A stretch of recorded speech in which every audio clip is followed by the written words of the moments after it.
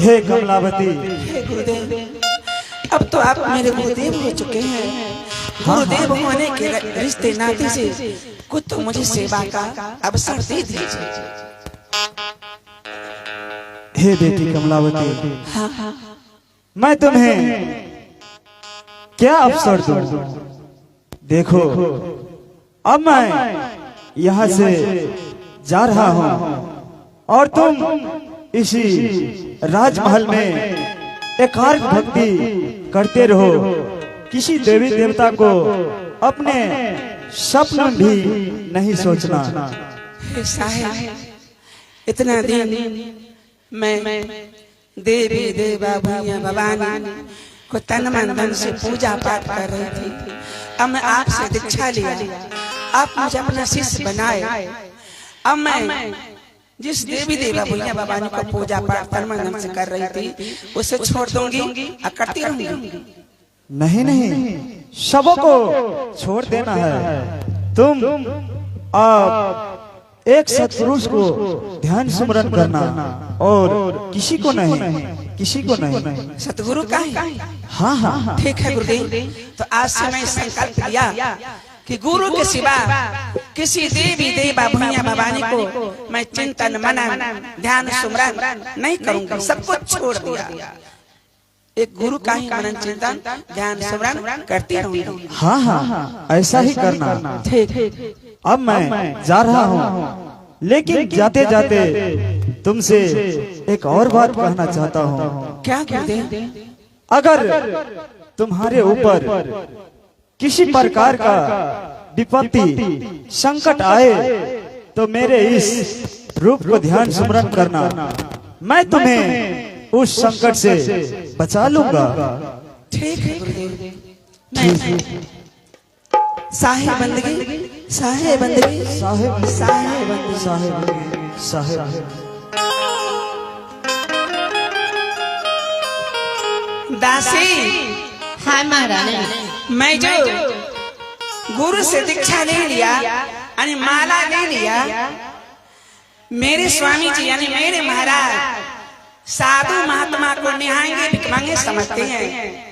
गुरु को कभी आदर सत्कार नहीं किए, साधु कभी सेवा नहीं किया। इसलिए मैं गुरु से दीक्षा लेकर तन मन धन अर्पण किया हूँ उनके चरणों में। मेरे स्वामी जी अगर जानेंगे तो मुझे बहुत डांटेंगे, इसलिए मैं पहले बता देना चाहती हूँ। जाओ स्वामी जी को बुला के ले आओ। ठीक है महारानी, प्रणाम। खुश रहो। महाराज, महाराज,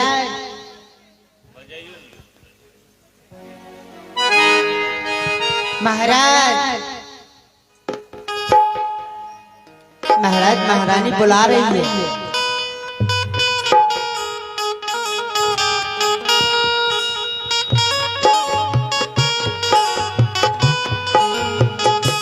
एक आसन ले आओ। दासी, बताओ जैसा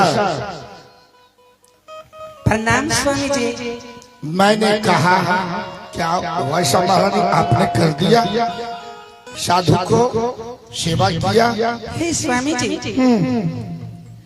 जैसे मुझे सिपाही जी ने बताया कि साधु को अच्छा से भोजन करवा दो, दर्द दे दो, वस्त्र दे दो और दरबार से विदा कर दो, मैंने साधु जी से ऐसा ही आज्ञा ली।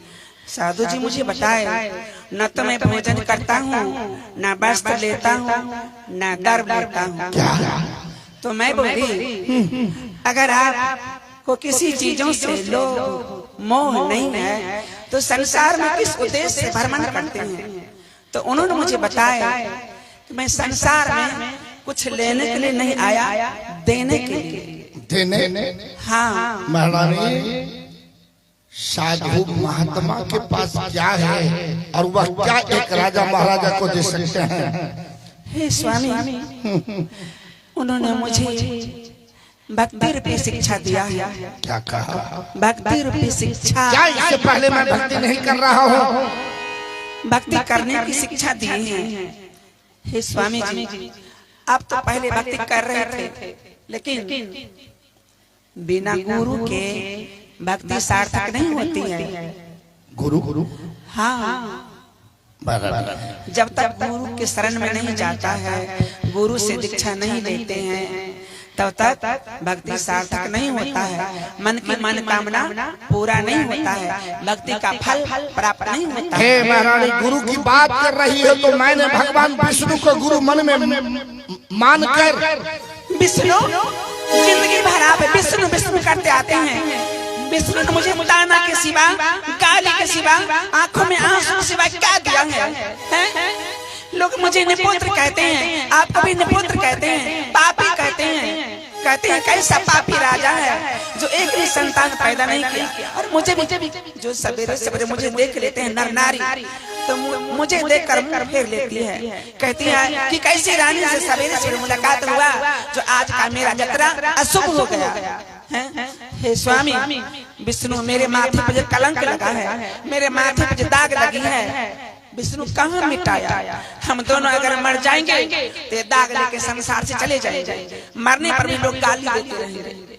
इसलिए हे स्वामी, दाग को मिटाने के लिए कुछ तो करना होगा, कुछ पाने के लिए कुछ खोना पड़ता है। इसलिए हे स्वामी,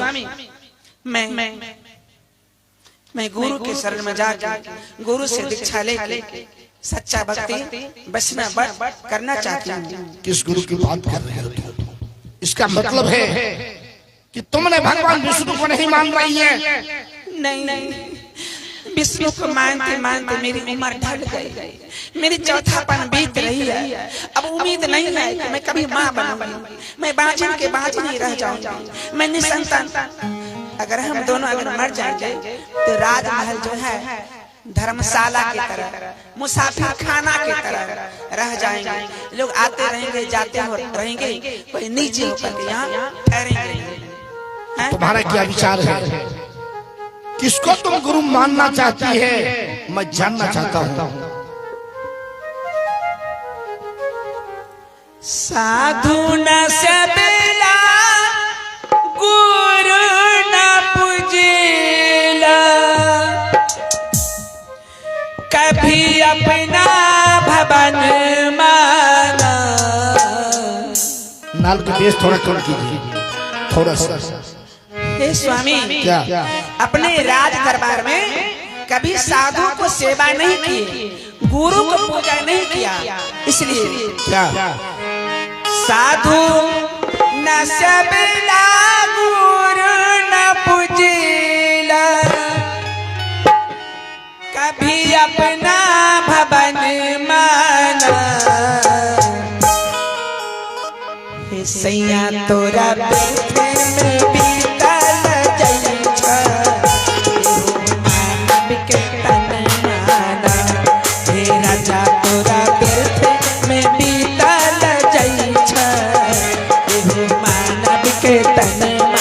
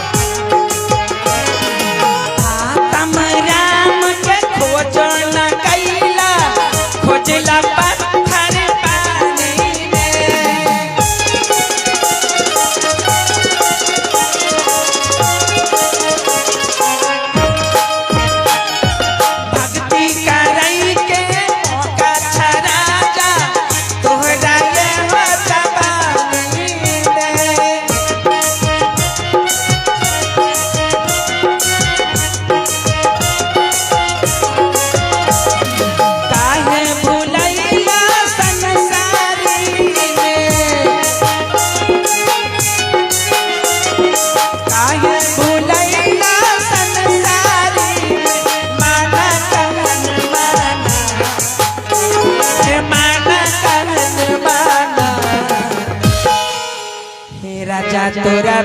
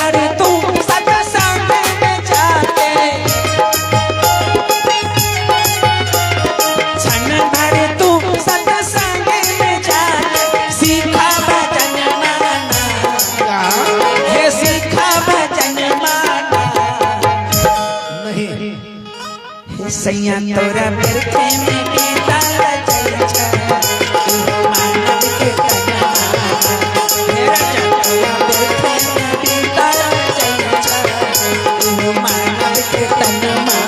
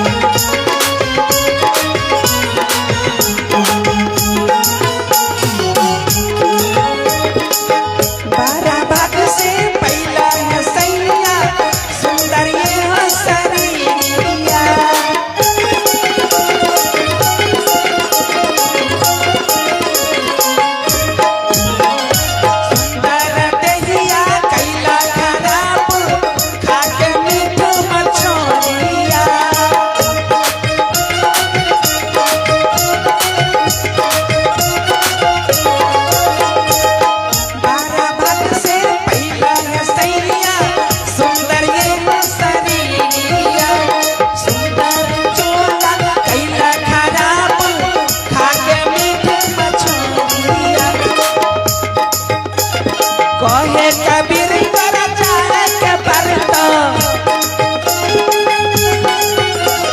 कहे कबीर तोरा चाहे के परता गुरु शरण माना गुरु शरण माना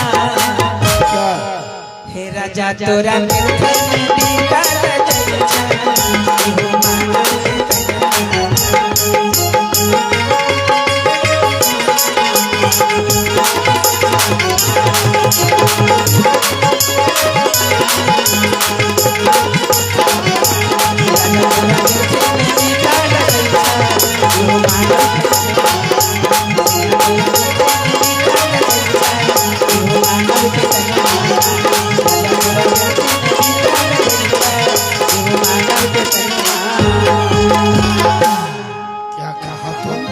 हे स्वामी मैं आपसे ये कहती हूँ कि आपकी जिंदगी जो है साधु के सेवा बिना गुरु की पूजा बिना ये जिंदगी व्यर्थ में जा रही है।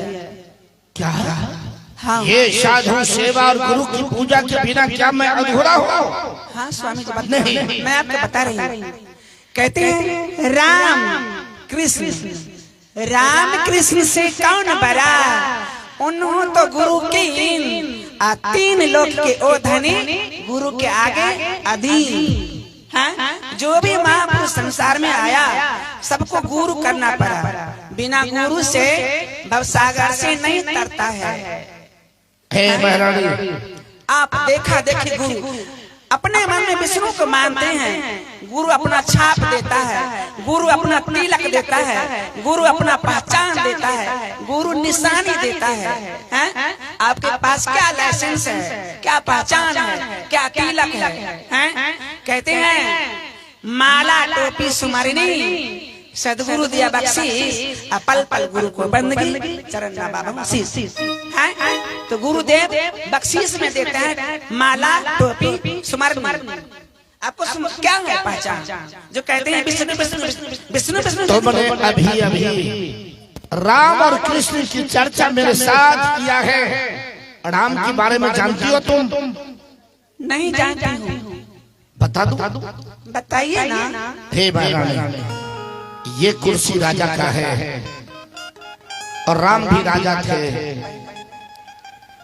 राम भी राजा थे। सुन लो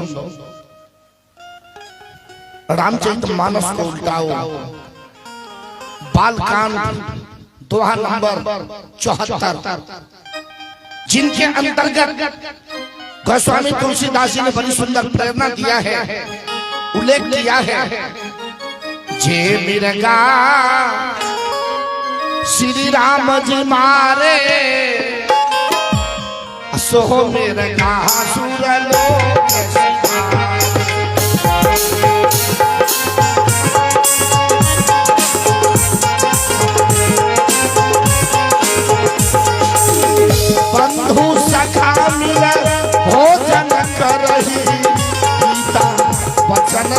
आज्ञा अनुसार ही। और बेस कम कीजिए थोड़ा, बेस को थोड़ा कम कीजिए।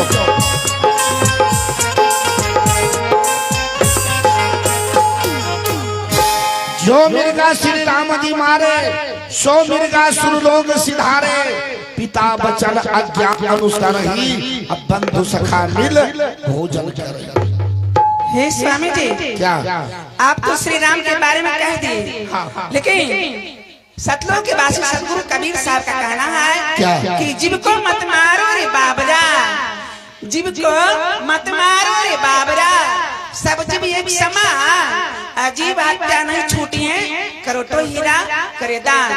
जो जीव को हत्या करते हैं, दान पुण्य भक्ति भजन तीरथ व्रत धर्म कर्म सुकर्म कुछ भी करते हैं, फिर भी जीव हत्या वाला पाप उस आदमी को नहीं छूटा है, जैसे श्री राम को भी नहीं छूटा था। अरे श्री राम को भी भोगना पड़ा था। राम को किस तरह की पाप था महारानी? राम का पाप नहीं था। क्या? जब श्री राम जी वन में थे, वनवास में, लक्ष्मण के साथ सीता के साथ पंचवटी में, सीता के कहने पर किसी मिर्गा को पीछा किया था, धनुष पर बाण चढ़ा कर दूरी से मिर्गा पर श्री राम ने बाण चला दिया। मिर्गा तो मर गया, लेकिन इधर सीता का हरण हो गया। अगर श्री राम जीव पर दया करते, दयालु रहते, तो सीता को भी समझा देते। तो मिर्गा ने मुझे क्या बिगाड़ा है जो बिना कसूर तो मैं मिर्गा को मारूंगा, हैं? जब श्री राम मिर्गा को मारा तभी ना सीता का हरण हुआ, हैं? मिर्गा को मारने की दूरी तक नहीं जाता तो सीता का हरण नहीं होता। सीता के हरण होने पर राम को कितना दुख हुआ था, राम के साथ साथ पूरे परिवार को दुख हुआ था, हैं? और राम के बारे में तो मैं बता दिया। राम के पिता श्री महाराज दशरथ भी, महाराज दशरथ भी एक दिन जंगल में शिकार कर रहा था, शब्द भेदी बाण मारा हिरण समझ करके, लेकिन हिरण के जगह पर वहाँ श्रवण कुमार था। श्रवण कुमार के सीने में जाके महाराज दशरथ वाला बाण लग गया। श्रवण कुमार तो मर गया, लेकिन श्रवण कुमार के माता पिता ने महाराज दशरथ को भी श्राप दे दिया कि जिस तरह से आज पुत्र के विरह में तड़प तड़प कर मैं मरता हूँ, एक दिन पुत्र के ही विरह में तड़प तड़प कर तुम भी मरोगे। जैसा श्राप दिया वैसा भोगना पड़ा, वैसा प्रायश्चित लगा महाराज दशरथ को, जैसे आपको भी लग रही है। इतना दिन से बारिश नहीं हुई मगहर रात में, पंडित जी, पुजारी जी, मुल्ला जी, भक्ति भजन करने वाले को सभी को आप कैद खाना में दे रहे दिए हैं। कैद खाना में भोजन के लिए, पानी के लिए, वस्त्र के लिए, आजादी के लिए रोते हैं, तड़पते हैं, तरसते हैं, आपको गालियां देते हैं, श्राप देते हैं। जो जी मारता है वो कहता है आपको पड़ता है, लेकिन आप रावण की तरह, कंस की तरह, हिरण्यकश्यप की तरह अहंकारी अत्याचारी बढ़ाते जाते हैं, बढ़ाते जाते हैं, बढ़ाते जाते हैं। सुन लो, आप अपने पुत्र हैं, अपने संतान हैं, ये नहीं सोचते हैं कि मैं धर्म कर्म करूंगा तो भगवान मुझे एक ही संतान दे दे ताकि मेरे माथे के कलंक मिट जाए। हे महारानी, ये नहीं सोचते हैं, अत्याचार करते रहते हैं।